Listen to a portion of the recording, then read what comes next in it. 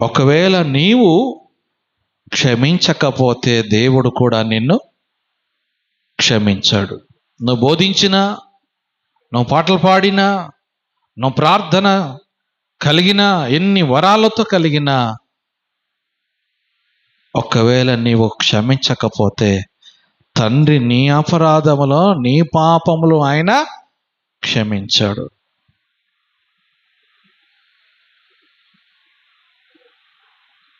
ఎందుకంటే పరలోకపు తండ్రి తన కుమారుని, తన ఏకైక కుమారుని ఈ లోకంలో పంపించినప్పుడు కుమారుడైన యేసుక్రీస్తు ఆయన ఇతరులను ఆయన ఏం చేసినాడండి?